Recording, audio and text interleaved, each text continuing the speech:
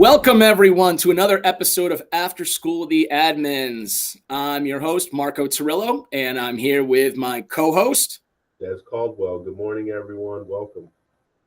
And we have another special guest today. We have the National High School Principal of the Year from New Jersey. We've got Tony Cattani.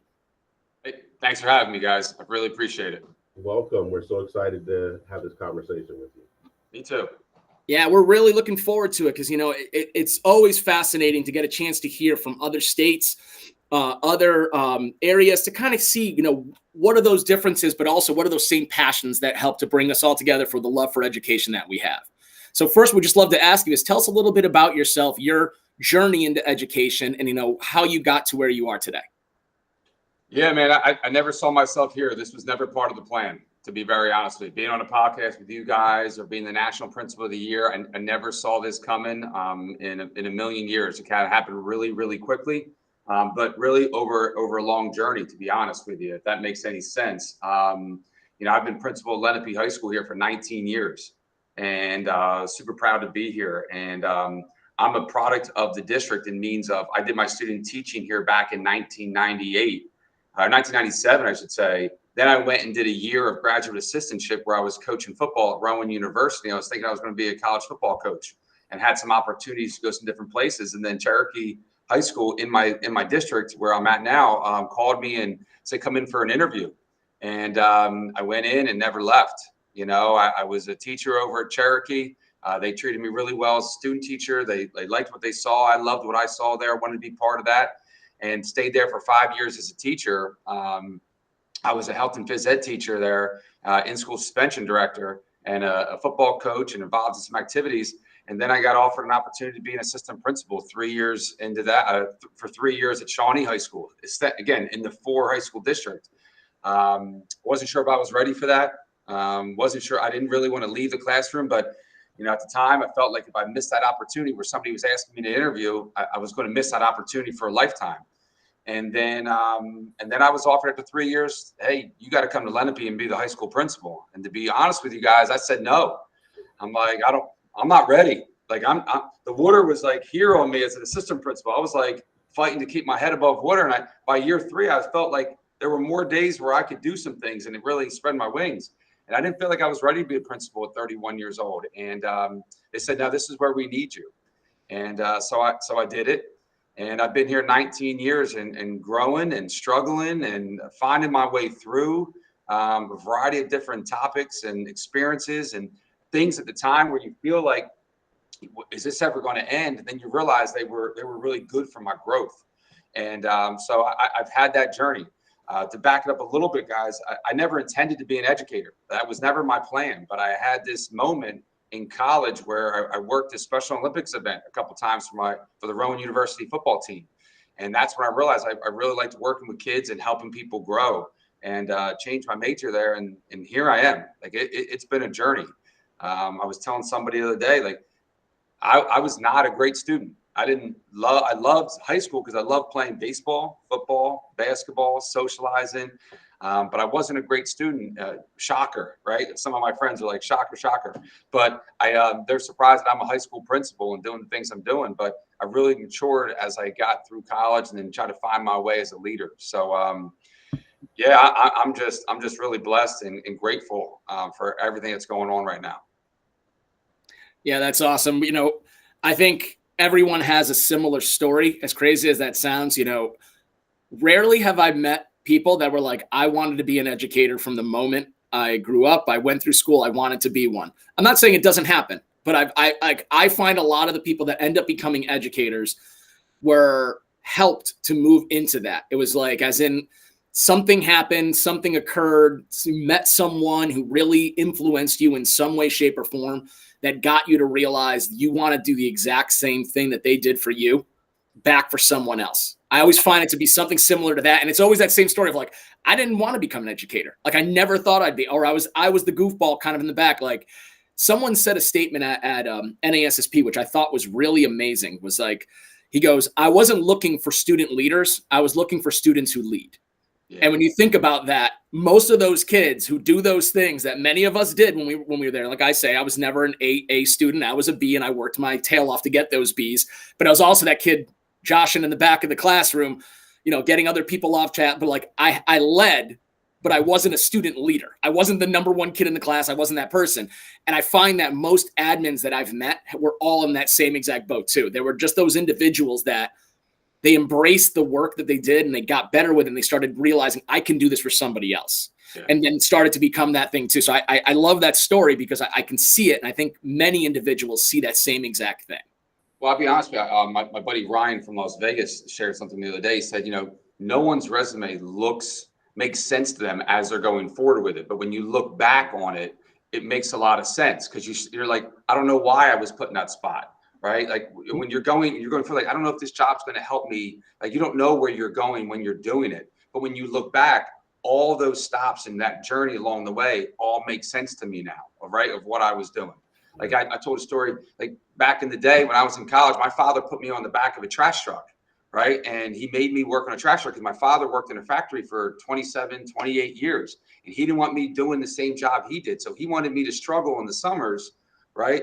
So that when I went to college and sat in that really nice air conditioned classroom, that I was focusing on what I was doing because he knew if I didn't work well there and work hard, my butt was going back on the trash truck in Burlington Township, New Jersey, right? And he didn't want that for me. He wanted something better for me. But at the time, it didn't make sense, right? At the time, I thought I was going to be a college coach. And then I felt like, yeah, this isn't working for me right now. Like, I don't know if I want this as a lifestyle. And then I was put in school suspension director because that's the only position they had, but they wanted me in the building. For a year, I sat in school suspension and worked with kids that were being suspended, helping them get through. At the time, I didn't know why, right? But now I look back, it makes a lot more sense when you look back versus when you're going forward and getting these experiences. Yeah, I agree. I think you start to see why you can do the things you do where maybe others may not be doing it because you had those experiences, you worked with those kids, you saw them different lights. And being a coach, I am a huge proponent of being a coach. I coach wrestling, I coach lacrosse, I coached wrestling, I coached volleyball, I coached track. I did everything along the way. And you played a bunch of the sports too. But like it helps because you see kids sometimes in a different light than what others may see because they only get maybe the classroom version of that kid, not the outside version of them. And I think when you see those parts, it gets you an opportunity to really understand them in a different light and help them. Yep. Well, I think so every experience. It also says something about the leaders you worked under. The idea that they saw something in you and said, "Hey, we're not letting this guy get away." Yeah. Right. Like we're gonna figure out where to place you, to keep you in this building, to keep you amongst this community, because as oftentimes happens, other people see things in us that we don't necessarily see ourselves. Right. And I think that goes back to what you were saying, Marco, where, I didn't necessarily want to go into this, this particular path, but that path was always there. And no matter where else I went, somehow the path was moving, with me. Right. And I was going to end up here one way or the other. But I think, it's always a testament to the leaders in the building, and it's not always the administration in that regard, but the leaders in the building who see something in you and they're like, no, you're not going to get away. Yeah. No, you're not, not burying you somewhere on a depth chart, some coach, college coaching gig somewhere. Like, no. Like, this is where you're going to make your impact. And we don't see that oftentimes, but here we are. Here I am. Hey, the world is better for it because as you look at it, there's a reason why you were named National Principal of the Year. Can you actually go a little into that and give us an understanding of, the work that you've been doing that helped kind of create that spotlight to see the fact of, the amazing things you're doing for your school and district? Yeah, I think one of the biggest pieces, I'm pretty vulnerable to my strengths and areas I need to improve upon, and realized, many years ago, not many, within the last 10, right, that I don't have all the answers. And, I need to make more people more like our best in our building. And I felt like the professional development path that I went down to try to make my teachers better, help make my teachers better, was a critical component of that. but also, going and trying to see what other people are doing to learn from them a lot. Like I really made it intentional to go talk to other school leaders, to be involved in other committees, to see how other people led people from the NJSIA, which is our athletic association, to the NJPSA, which is our principal supervisor association, to go and to see Joe Martin at Rancocas Valley, to go and see Ryan Gorman at Cinnamon, to see Lisa Sabo, right, at Ewing, to see what they're doing, was really critical for me, but it also was critical for my staff to see that I was trying to learn more, and I needed them to try to learn as well. And that's where we started getting really into peer observations and collegiate cafes and solving circles. And it was just a spot where I wanted our staff to be vulnerable, and I needed to show that I was vulnerable as well, and willing to learn and get better and grow. So I think that's really what started to help me grow as a leader in my building. To what put me on the national platform, Marco, I have no idea, to be truthful with you, man. Like it just, I guess, like what Desmond said, somebody recognized something in me that I didn't recognize in myself, that we were doing. It was something special here at Lenape High School. And that is super powerful for me, to be, because I talk about Lenape Pride. It's everywhere in our building. It's everywhere. It's on belt buckles. It's on shirts. It's on everything I say, right? I start and finish with Lenape Pride. And I just wanted people to be proud of my school community, proud of our kids, proud of our staff. And that's a big component for us. So we're just doing the things we're doing, and people are starting to recognize it more and more now. Could you give a little bit of info about how that started with those peer observations? Like, you're able to say, like, you realize, and I think part of the reason why is that humbleness of it, of understanding that I don't know everything and we're going to do this together. I think that's always a big component that you find with great leaders, are ones that can make that statement. I don't know everything, and we're going to try this together and see how it goes. But how did that start, that process with those peer observations, and how did you build the trust that we know needs to be there to actually accomplish a productive peer observation?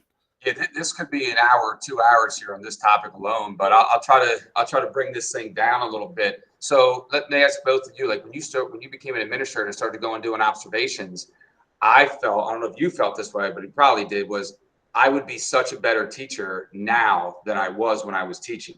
Like I felt I was pretty good, right? Like I felt like I connected with kids. I felt like my lessons were applicable. I felt like my objectives were on point, that they were measurable, right? Specific and all that stuff.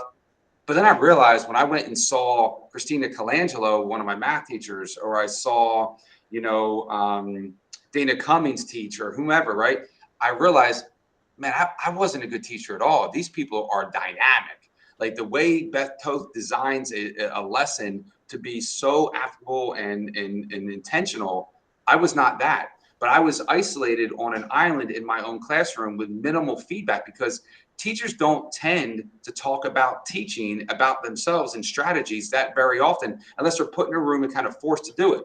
Now, Marco, you talked about you being a coach, right? Right? I was a football coach for many years. Whether I was at lab duty, another football coach would sit with me at my lab duty and talk about X's and O's, Johnny's and Joe's. What are we going to do this strategy, right?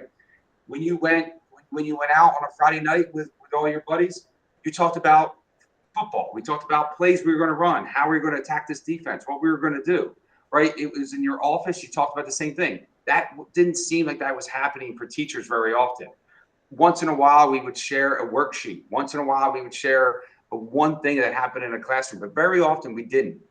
And I had to figure a way out that I could share these best practices with everybody else, because as an administrator, I don't know how long you guys have been an administrator, but once you're out of the classroom a couple of years, people are like, you haven't been in the classroom in 5 years, 6 years, 10 years. You don't know what it's like dealing with, challenging with cell phones, or this generation, or you fill in the blank. The curriculum is different than when you taught, right? And it was really hard for me to relate to my teachers at times, of saying, hey, I have this idea. This is what I used to do. They're like, and they're a better teacher than me. So I had to make more teachers more like our best. And I had to have them see that. So that was a major component for me. The other component for me was, I was putting kids in classes that I know the teacher wasn't dynamic, and that was really hard for me, right? And if my kids were going to come to this school, I wanted to put them in an English and math and science class, and you fill in, you know, all the other classes with dynamic teachers. And maybe I could do that. I could pick all the best teachers for my kids, but that wasn't fair to Desmond's kids and Marco's kids, right? So that wasn't fair to me in a public school, that I was putting them in a class with a mediocre history teacher or mediocre science teacher. So I needed to figure a way out to get those teachers better. And the best way I thought was utilize our best resources, each other. I didn't have a ton of money to do professional development. And even better, I didn't have a lot of time in the day to say, hey, you're going to be excused and go to this PD session, right? And, you know, in PD sessions, you go away and you go to whatever state, whatever county, you try to find one thing out of a 7-hour PD that you can probably bring back. So I started thinking about, like, I need to get these teachers in to see this on a daily basis. And in my building with 175 teachers, 200 and some staff, there are over 700 opportunities a day that are happening every day, real life experiences that they could go and see. And that's what we started to do. I asked a question to my teachers point blank, and they can tell you, would you be your child's teacher? And that was a really poignant question. And they would look around and say, like, no, I wouldn't want Desmond. I wouldn't want Marco as my math teacher. Right. And that's a hard pill to swallow. But when you can think about that, internalize and reflect on that, like, yeah, I'm not the best math teacher. I'm probably the fourth or fifth. Well, is that fair to those kids? And I need you to get better in these areas. So we had a pilot program. I worked through a group of teachers, a really diverse group of teachers, from newbies to senior vets to, I had a big pool of people that were about 40 years old. Like, I looked at my demographics of my teachers, and I made sure, like, that those were the influencers, right? You talk about those leaders in the students that are leading.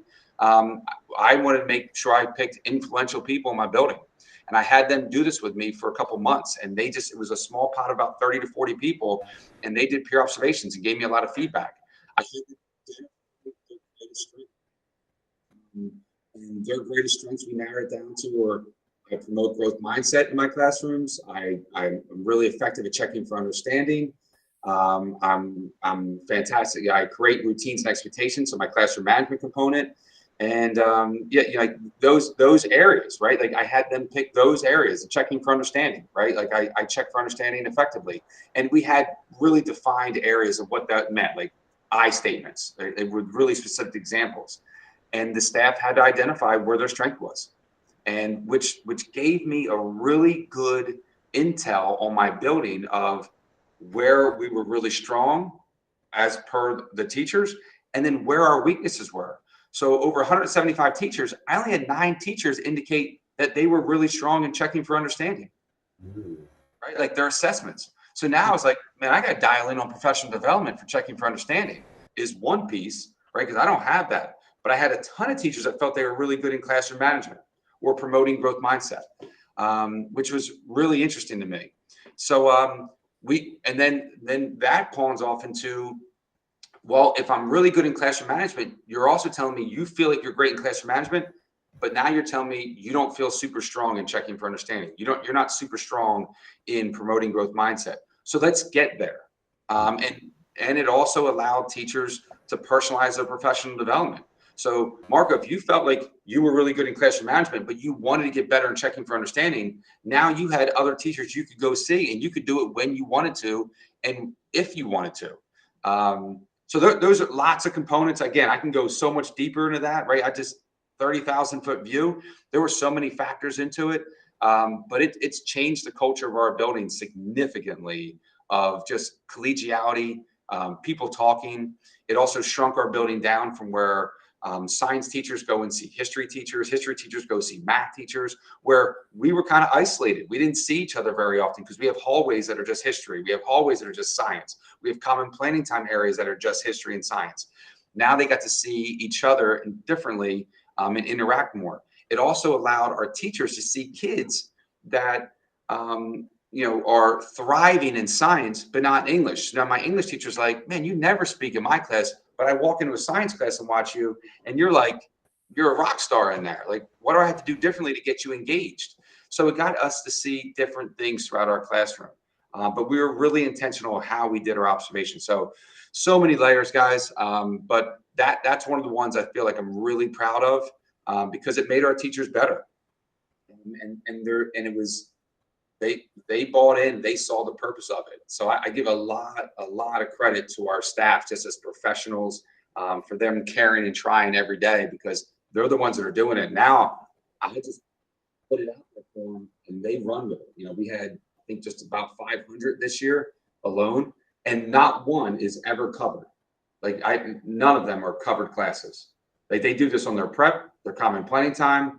I don't cover class. I mean, once in a while it might be like, hey, there's a Singleton teacher over at Shawnee that I teach this reading class where I'm the only reading specialist. Can I go see them? Yeah, go over and I might cover your one class because you're running late because you have to drive 7 miles over and 7 miles back. But really, we're about 4,000 now, Marco. I would say in a handful, maybe 10 have been covered by me. Everything else on their own time. How long from the time you initially presented whatever the very first idea and iteration was to your staff to sounds like it's running like clockwork now? How long of a process was that? Because I've been suggesting it for 2 years now. Yeah, so it's pretty neat. Besides the pilot, right? When I initiated it in 2017, it was like October 1st. I gave them the September month to get their feet underneath them, and then I called for a faculty meeting and said, "Hey, listen, I'm going to extend the faculty. The faculty meeting is going to be a little longer this time. It's going to be really intentional on peer observations and getting better." I'm not joking with you, right? Because I didn't have a staff that ever did peer observations before. I started from scratch. It was next day. Really talented staff member. When she did it, I looked at the other administrators and like, yo, we got something. We got something good. Like they're buying in. And then people wanted to go see their friends at first and go see people that they wanted to support. There was at the time, I was not giving PD hours. I was not giving any rewards. Now I get some donations at the end of the year, like a free golf round or like a Starbucks gift card or something, like with the person with the most. But to be honest with you, Desmond, the biggest piece for me was that they knew I was 100% in. Like I came in with a cape, right? Because we did the heroes. We said you're all superheroes, but Superman only has these powers. Batman has these powers. Wonder Woman has these powers. No superhero has every power, right? Batman can't fly, right? But they also have their kryptonites. So I kind of played off, it was a superhero movie that was coming out at the time. And so I gave them their flowers, but also said we can get better. And I think it was compelling of the component of it's not fair to kids that we're not the best of the best, right? And I found very quickly was that mediocre teachers or performers don't like high achievers, and high achievers don't love mediocre performers, right? Mediocre, they can't stand the high achievers because they're like, why are you going so above and beyond, man? You teach every day, bell to bell. Like you're making me look bad when Tony comes by. And the high achievers were so like, I can't stand the mediocre ones because it makes it harder for them. And the kid walks into their class and they're saying like, well, you don't make, but my Mr. So-and-so doesn't make me put my cell phone in the caddy. Right. And why are Mr. So-and-so doesn't teach bell to bell and Mr. So-and-so doesn't give homework? The high achiever can't stand that. The high achiever teacher can't stand that. So now the high achiever, they felt like, hey, man, like this is my opportunity to show how good I am to everybody. And I hope more people are going to be like me. It was relatively quick. And why the recipe, the magic time, I don't know. I really don't know that answer, but it is a constant conversation for me with my staff every Thursday when I put out my things to know. It's the first thing is peer observations, the link, how we utilize each other. The best resources are each other. I give feedback to the peer observations. We've built it now where we recognize and extend best practice. So if Marco, you did an observation of Desmond, a peer observation, you put into a Google form, I did this on this day, blah, blah, blah. And then Marco, you would make a comment about Desmond, about something you learned from him something you really liked in the classroom. And then now that gets sent to Desmond. That automatically gets sent to Desmond. He gets shared just that one component of the Google form. And it also gets sent to Desmond's supervisor, right? So now the supervisor then sees Desmond, hey, Desmond, I heard you had a really great lesson and it was A, B, and C, whatever that is. That makes Desmond feel really good that his supervisor heard about this. The other part is I take 5 a week and I put it in my things to know every Thursday that I don't put who it came from, right? Because I don't want to put that out on Marco. That's not Marco's job to do that, right? But I put Desmond was recognized for this, and I just copy and paste it in. So now everybody hears about Desmond doing something great. So now people want to be putting that things to know. Now people want their classroom to be seen as a spot that they're an expert in classroom management. They're an expert in promoting growth mindset. So now they're the experts, self-proclaimed experts. It's I'll give you one more example. I know I can go. I told you I can go on this for 2 hours, guys. Is that we call it like the buffalo chicken dip, syndrome. If you tell somebody you have really good buffalo chicken dip, right? Buffalo chicken dip, like you tell everybody your buffalo chicken dip is fantastic. My buffalo chicken dip is great. My kids love it. This love it. All of a sudden we have a party. You say, hey, Tony, bring your buffalo chicken dip. You're like, oh crap, man. I told everybody how good this was. I better make this on point. That night before, I am making sure I'm grilling that chicken. I am make sure I have all the products that I need and I'm making it just right. And when I bring it in for the faculty meeting, right, the faculty room, I'm going to say, hey, nobody eat it yet. I have to warm it up to just this temperature, right? Because I want to make it just right. And make sure you get it while it's hot because it's not the same when it's cold. You're going to be very particular about it, right? Because you told everybody how good your buffalo chicken dip is. Mm-hmm. Well, it's the same thing when I tell everybody I'm good for classroom management. Now, when I know people can come in and observe that, now I'm making sure my routine's in place. I'm making sure my kids' expectations are very clear, right? So it's made my teachers better every day because now they're living up to the standard that they've put out there. So it's been a fascinating development in our building, but one that has been life-changing for so many angles. So do you attribute that to your positive and inclusive school culture, or do you believe that the positive and inclusive school culture you have led to that being successful? It's sort of the chicken and the egg. Yeah, that's a really good question. I think once people got out and started seeing what other people are doing, whether inclusivity or a positive climate, I think it became a little bit of wildfire for us, where we started to raise the bar a little bit of what we could do. And people wanted to work with people that were positive minded and like minded. And I think that started creating some different opportunities for our kids, whether our component for our unified sports and our school store that is run by our multi-disabled students. Whether it was, coming up with different ideas for our kids to be celebrated, I think that was a major component. We just became more collegial, where people were talking and coming up with best practices and best ideas. They wanted to go see what other schools were doing and learning about other schools because they were like, hey, man, if this is what we have in our building, what else is out there, right? And I was a big proponent of that. I would have principals come to my faculty meetings, principals come to our building just to watch me. And then I would go observe them. So I could tell my staff, like, I'm doing the same thing you're doing. And then I was bringing things back from other schools that they were like, I had no, like a wellness center, right? To a variety of different programs. So I think that's a major component. Once people started seeing what's outside their wall, that 8-inch cinder block, I think it provided opportunities of providing better opportunities for all of our kids in our building, whether by level or ethnicity, demographic. I think that really opened up people's eyes. I think there was a component of that. Yeah, Desmond.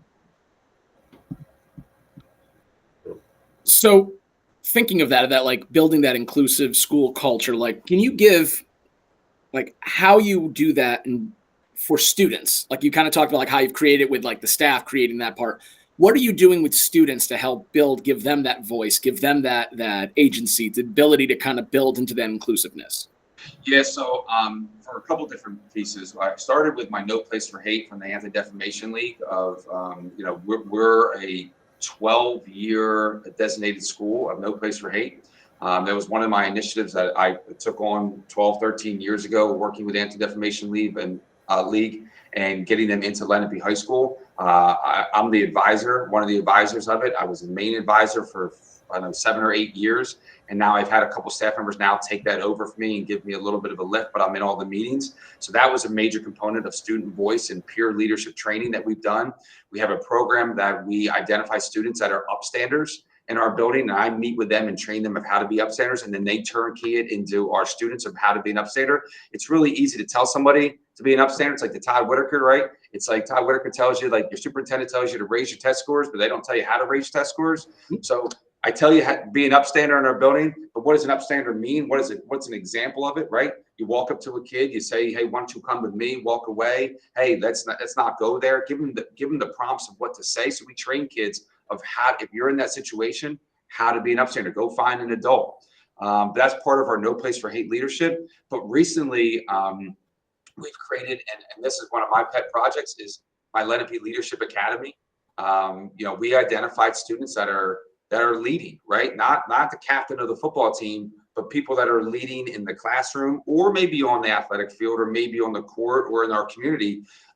It was a diverse group of students, of 48 students, and I've had 6 sessions with them. And it's not the first 5 were more about, hey, today we're going to focus on empathy and compassion. The next one we're going to focus on problem solving and decision making. The next one, we're going to focus on being responsible, right? And we had all these different activities and building off each other. And I led that with them. I was the teacher for that course for six sessions. And now I've taught them how to be even a better leader, I feel like, created like a curriculum for it.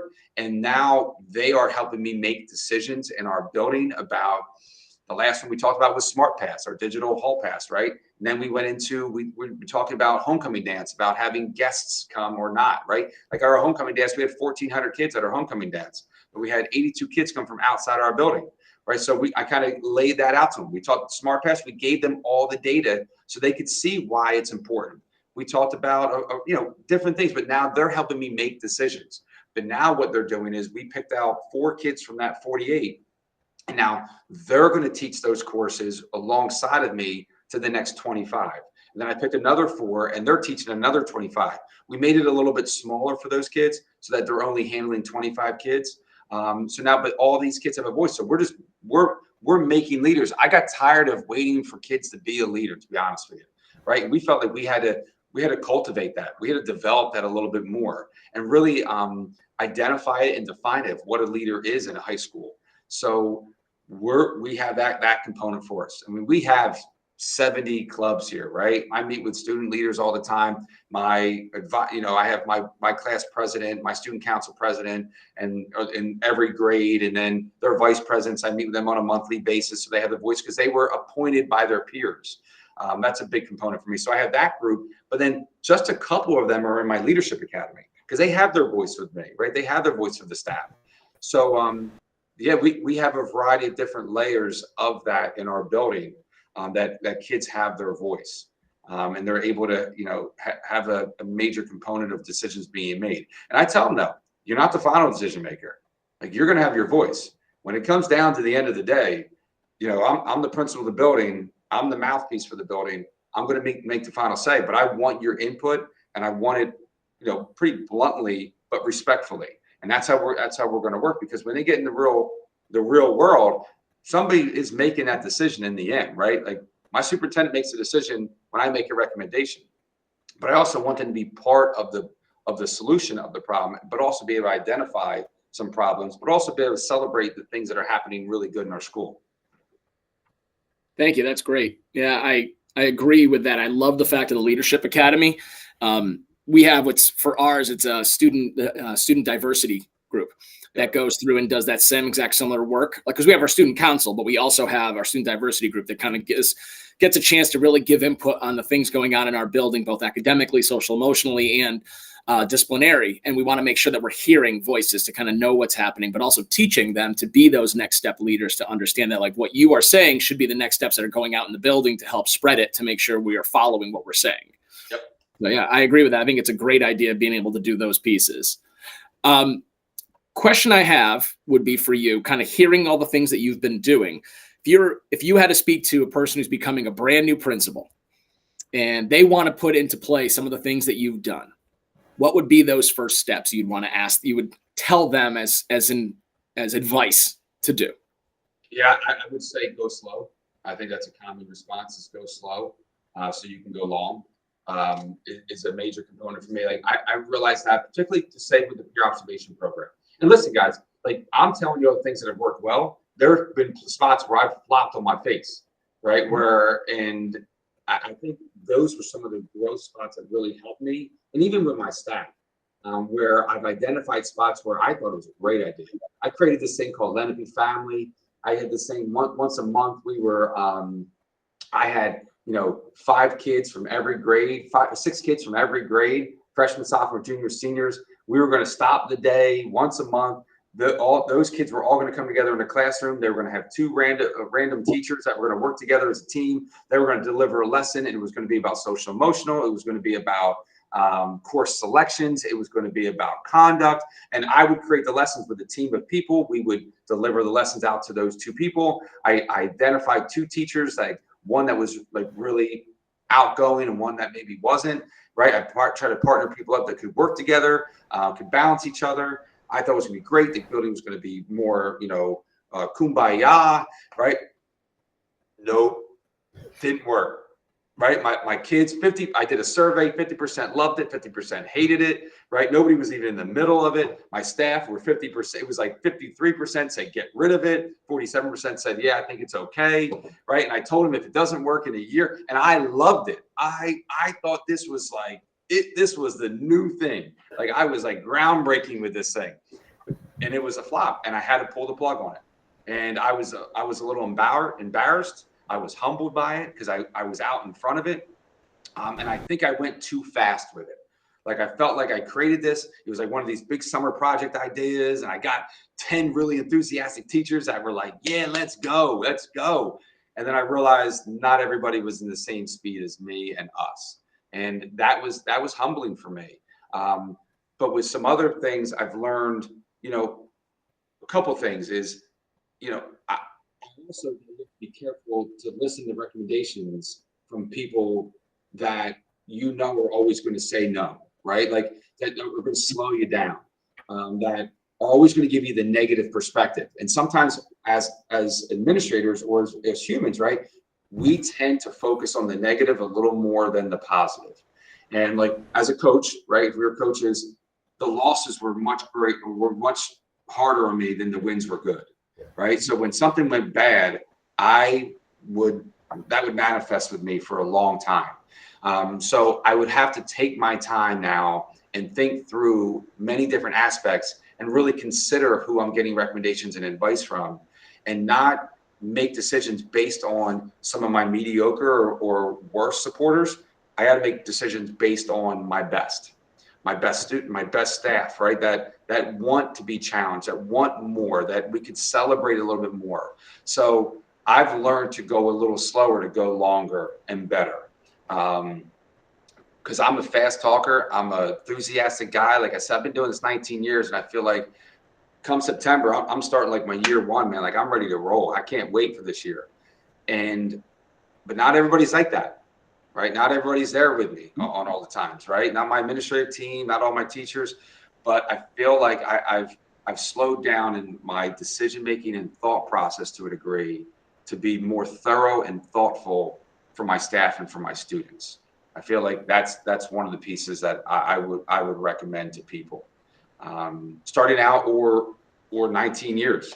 And also, you got to find your joy in it, man. Like this job is tough and it's isolating. If I didn't have the Matt Campbells and Brad Bowers and Donald Charlesworth in my own district, principals in my own district, to talk about things, that'd be really tough for me. But I found that getting involved in NASSP and my NJPSA and networking with people like you and people all over the country to open my eyes to different things that great people are doing, that's changed me a lot too. That would be 1A, is to network with other people, learn from other people. It's not just, you're not as isolated as you might think you are. And don't allow it to be, because you wouldn't allow your teachers to be isolated. So don't allow you to be isolated as an administrator, because it's a tough job, really, really difficult. But there's so many people that are doing great things, but they don't have all the answers either. And that's what I've learned quickly too. So, yeah, man, those are some of the things I would give some advice to. And that's what I'm giving advice to people now. Awesome. So Tony, as we wind down, I want to give you an opportunity, number one, because you're also a fellow podcaster, to just talk about like how you ended up moving into the podcast world, and then also, to tell us a little bit about, and our audience a little bit about your podcast. Yeah, so it's called the Proud Principals Podcast, and it really developed from the peer observations, guys. Like I told you, I was modeling this for my staff, that I was inviting principals in, and I was going to see other principals, because I had to tell them, I'm doing the same thing you're doing. I need to grow just like you are, and I'm asking you to identify strengths and weaknesses. And when I started going to see other principals, they asked me, like, what are you going to do with this information? I'm like, well, I'm just going to try to apply what I can to my own building. I don't know about you guys, but I love walking around other people's schools, right? I love to see the details of something they hang in the hallway, a saying that they have, red carpets when you walk in the door, whatever that is, right? The schedule they have, something they do. And when it really got down to it, I'm not a great writer. And somebody was like, are you going to write a book about every person, every experience that you've had? I'm like, no. And my wife one day is like, why don't you create a podcast? Everybody else has one. There's 5 million of them out there, right? And I didn't know how to do a podcast. I had no idea last year. And then it kind of just came to me. And I said, I'm going to ask people about their proudest effort. I'm going to ask principals, school leaders, superintendents, what's your proudest effort? Because it really became important to me that when I went to meetings, guys, I was so tired of going to meetings and talk about state testing and negative components about it, budget, right? Really challenging parents. That's all we ever talked about as a group of principals when we got together. And I started saying, like, what's something good you're working on, man? And what's something that brings you back to the school every day? Like, what's something that brings you joy? What are you proud of? And I went around NASSP last year, and the first person I asked was this woman, Kim Hefner from Chicago, outside of Chicago, Illinois. And it was the weirdest question. I just said, like, we're sitting there waiting for a session to start. I'm like, what's your proudest principal effort? Right? And she was like, what the heck are you talking about? Right? And I said, just tell me. And then she told me about it. And I said, listen, I'm thinking about starting a podcast. Would you be a guest on my podcast? She said, yeah. So Kim was one of the first. And then the next session I went to, I asked another guy. And I sat at a table. I had no idea who he was. I'm sitting there waiting for Todd Whitaker to speak. We got there real early. And I asked this guy, and it ended up being, I found out a day later because I went to his session. I said, if you were presenting, what would you present on? He's like, I'm actually presenting tomorrow. Come to my session. So I did. It ended up being Andy Farley. He was the National Principal of the Year, 2023, right? And it was all of a sudden, I started talking to people, and they wanted to share. And it gives a platform for people to be proud, to share about their proudest and their passions, but it also enables other school leaders to learn from them, their mistakes, their steps, how they scaffolded it. And it's okay to be proud of what you're doing, man. And that's all it is. There's no money in it, but you guys know, right? There's no money in this thing. It's just a passion project for me to share. And it's like a library of really good resources and a real good, cool vibe of people being able to share what they're proud of. And I've been really fortunate to get a lot of people now from across the country to share what they're proud of. But it's hard. People don't want to do it. They're scared to do it. Mm-hmm. Because you're so, like Joe Sanfilippo says, you're so used to defending what you do, you can't enjoy what you do. Mm. That's a great statement right there, because that's very true. Yeah, that's a Sanfilippo, man. He's got my mind all wrapped up, man. I listen to Joe Sanfilippo a lot. Like I'm a student of leadership. I read tons of books, podcasts, talk to people, because I'm just trying to learn and grow every day. Yeah, you're absolutely right, because I guarantee Des will say the same statement. If it wasn't for our wives, I don't know some of the accomplishments I would have done in my life, because she's pushed me to do things where she's like, well, why don't you just do this? Try that. When I was at NASSP myself, when I was getting my award for the for state assistant principal of the year. She was literally like whispering in my ear, telling me, you guys should do a TikTok on your restorative practices, and you should do this. And like, cause she's very tech savvy and she owns her own business. So she does things like that. And I was just sitting there going, okay. She's like, you need to start doing this for your podcast. You should start doing this. And like Des, I talked with Des on this because he fascinates me. I always say it that way. And he may laugh at it, but like, his career and the things he has, the conversations when we used to work together in the same building were always great. And I just wanted to continue that and keep that moving. So I completely get it where you're saying about like wanting to do that conversation, because you get to talk and get to open up on things that, you know, especially when you start to move it out to all different people, like you get a chance to just see so much more and see other point of views and getting just refreshed. And it almost becomes like, this doesn't become a negative feeling, which can sometimes happen in conversations when it comes to education. It gets you like rejuvenated for the next one to kind of say, all right, let's hear from somebody else. I just want to hear another thing. I want to hear from someone else talk about, you know, an area that I have a passion for, but hear it from a different point of view and how their passion is, or something I wasn't thinking about beforehand that I'm like, oh my God, that's a great idea. I mean, like I wrote notes down from some of the things you said already. Like I love the idea of the superhero analogy for it, to get staff to see why we do peer observations, you know, and I love the idea of the, what is your strength? And I'd love to see that actual, the 5 different, like say categories you gave them of which is the areas. Cause I think that is a component that sometimes staff don't realize. Like, it's not saying they don't know their own things, just they don't think of it that way. Like, you know, you can learn on this area that you really want to work on versus, I'm not telling everyone we're all working on engaging students. Yeah. I'm saying, you know, you may just need to work on this. So come see this staff member. They do a fantastic job on that piece. So go watch them and see what it's like. So I love that. And I think opportunities like this from podcasts is where it's really at these days, where you get an opportunity to really hear from others. You know what, though? Like some of these things, like you're humbled all the time as a principal or a school leader or whatever. And, but when you get out on a podcast or TikTok or Twitter or Instagram, you put yourself out there. Like I was really hesitant to do that, truthfully, like until late, like within the last 6 months. But I heard something recently where it said, like, you're not worried about the people that are out in the world, the millions and billions of people that are out in the world that they're going to think of you. You're worried about the people that you know, what they're going to say about you, right? You're worried about your friends that are in the building or your college buddies that are like, what are you doing posting on TikTok? Like, what are you doing? What are you saying about education? You're not worried about the millions, what people outside your community and your circle are going to think of you. You're worried about the people inside. And once you can get past that component and have that level of confidence, then you can put yourself out there a little bit and learn from other people. But I think it's social. The first episode, I didn't tell anybody about this. I didn't tell any of my people that were close to me.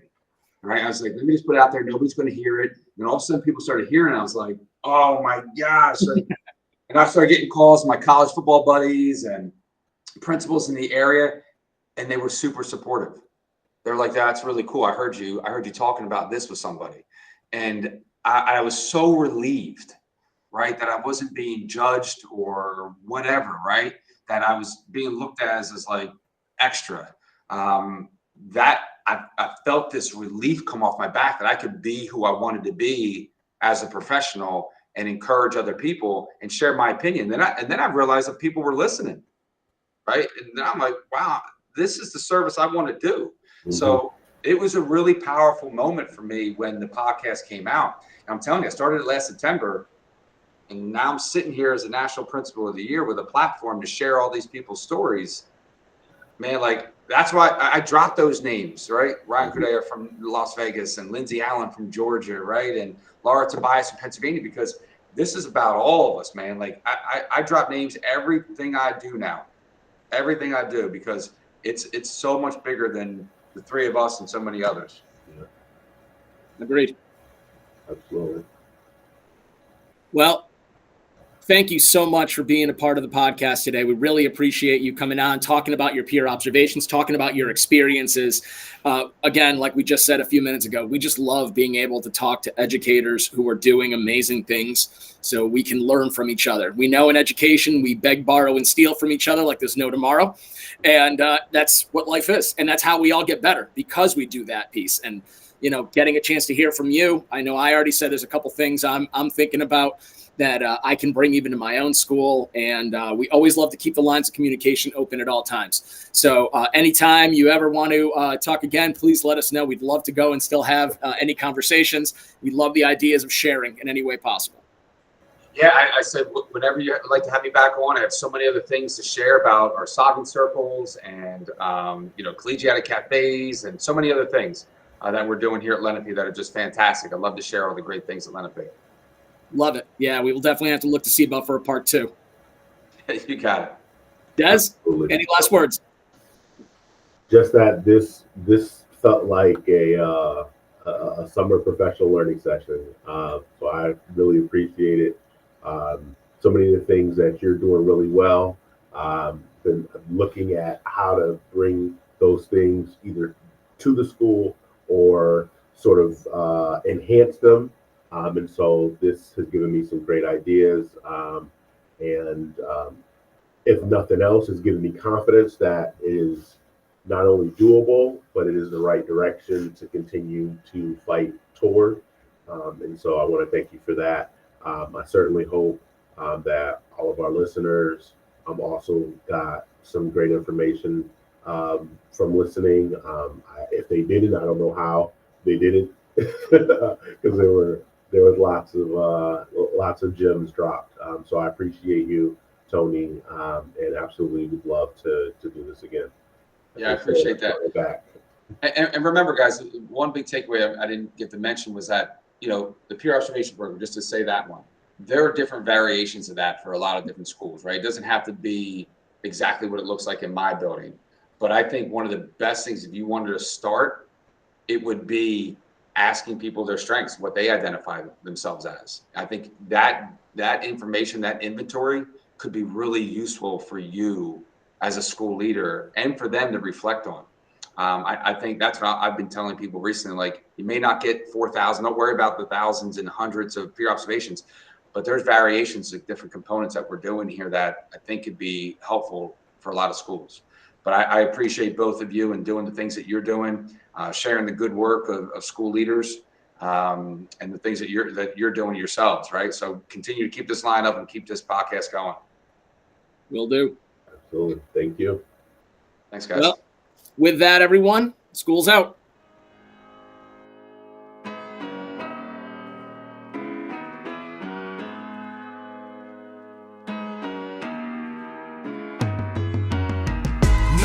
You all will be missed. Until then, I gotta blow you a kiss. Until we meet again on that other side, this my rhyme. We all love you to the end of this time, always. Know this, you all will be missed. Until then, I gotta blow you a kiss. Until we meet again on that other side, this my rhyme. We all love you to the end of this time, always.